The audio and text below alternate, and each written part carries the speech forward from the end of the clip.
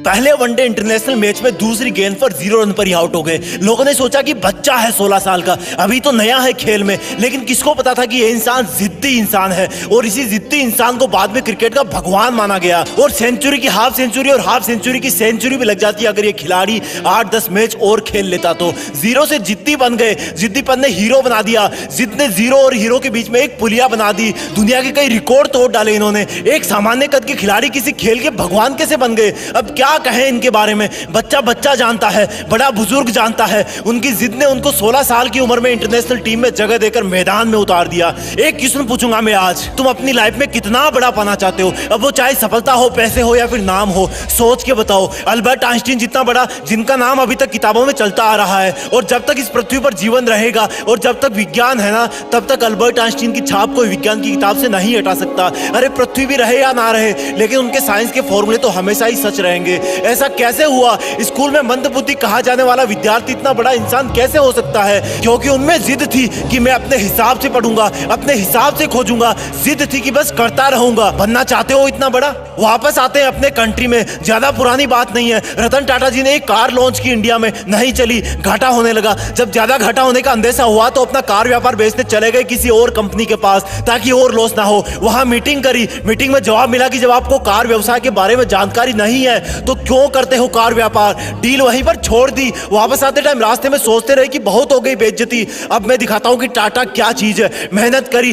तगड़ा business model बनाया और गजब की कार इंडस्ट्री खड़ी कर दी। 10 साल बाद वही कंपनी जिसकी मीटिंग में उनकी इंसल्ट हुई थी, उस कंपनी में भी तगड़ा लॉस हुआ। रतन टाटा जी ने उनको ऑफर दिया कि बेचना चाहते हो, अब कंपनी बेचना चाहते हो, बताओ मैं खरीद लूंगा। और वो कंपनी उन्होंने अपने नाम कर ली। ये होती है जिद कि ऐसा क्या है जो मुझ में नहीं है। क्या था इन सब लोगों में कॉमन? एक जिद कि नहीं रुकूंगा, करता रहूंगा, खुद को बेहतर से बेहतर बनाऊंगा। उनमें जिद थी कि वही बनूंगा जो मैं बनना चाहता हूं, चाहे कितनी भी रुकावटें आए। जिद है तो है। बनना चाहते हो उनके जैसा? मन किया ना बनने का, लेकिन ये जो लेकिन वर्ड है ना, वही तुम्हारी वाट लगा देता है। मैं कुछ करूं तो सही, लेकिन मैं बड़ा बनूं तो सही, लेकिन मैं मेहनत करना तो चाहता हूं, लेकिन मेरा सपना तो ये है, लेकिन कोई थाली में परोस के देगा क्या कि ये खा लो, आज से तुम सचिन हो जाओगे, ये खा लो, आज से तुम दुनिया में आइंस्टीन के नाम से जाने जाओगे, ये जड़ी बूटी खा लो, आज से तुम अरबपति बिजनेसमैन बन जाओगे। लेकिन मैं तुम्हें बताता हूं कि जब तक इस लेकिन वर्ड की तुम वाट नहीं लगाओगे ना, जब तक इसको जिद में नहीं बदलोगे ना, तब तक कुछ नहीं होगा।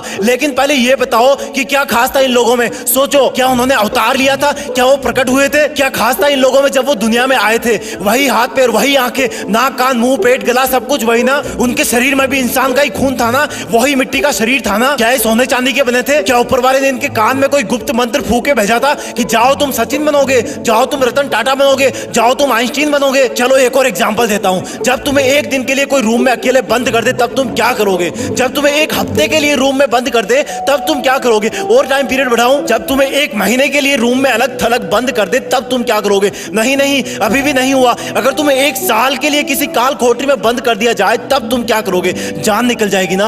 अब मैं तुम्हें एकदम से कहूं कि नहीं यार, तुम्हें तो 27 साल तक जेल में रहना है, तो तुम तो जीने की उम्मीद ही छोड़ दोगे ना, क्योंकि बाहर आओगे तब तक शरीर कमजोर पड़ जाएगा, आंखें धुंधली हो जाएगी, तुम्हारे कई बुजुर्ग रिश्तेदार परलोक सिधार जाएंगे, शायद तुम्हारी पर्सनल लाइफ भी तहस नहस हो जाएगी। लेकिन क्या कोई सोच सकता है कि एक इंसान को 27 साल जेल में रहना पड़ेगा, और जब वो महान हिम्मत वाले इंसान जेल से बाहर आएंगे तो उनके आने के 5 साल के अंदर ही साउथ अफ्रीका के राष्ट्रपति बना दिए जाएंगे? क्या बोलोगे इनको? कोई शब्द नहीं है इनकी जिद के आगे। अब यही सोचोगे ना कि उनका तो कोई जुगाड़ होगा। अरे यार, जुगाड़ होता तो वो जेल में ही क्यों जाते? ये सोचोगे ना कि उनको जेल में कोई अच्छा खाना पीना मिल रहा होगा जिससे वो स्वस्थ रहे होंगे। अरे यार, क्या मिलता होगा उनको जेल में? पूरी दुनिया ने एक जिद वाले कैदी इंसान को किसी देश का चहेता राष्ट्रपति बनते देखा।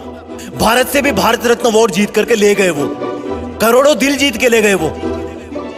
अब बोलोगे कि ऐसा तो कोई ना कोई होता ही है यार करोड़ों में। हाँ, ये बात सही है, क्योंकि करोड़ों में एक ही वो इंसान होता है जिसके पास इतनी जिद होती है। वो इंसान बार बार गिरता है, बार बार उठता है, गिरता है, उठता है, लेकिन फिर गिर जाता है, लेकिन उठना नहीं छोड़ता, क्योंकि वो जिद्दी होता है।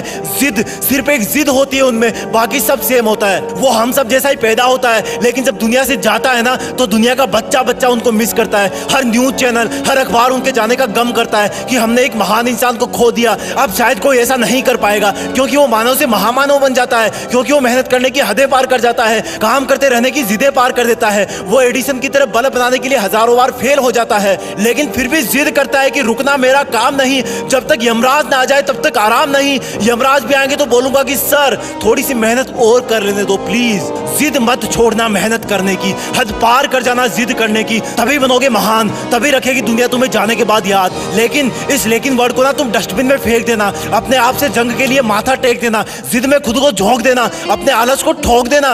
वीडियो पसंद आए तो वीडियो को लाइक, शेयर और जीत फिक्स को सब्सक्राइब भी ठोक देना। जय हिंद।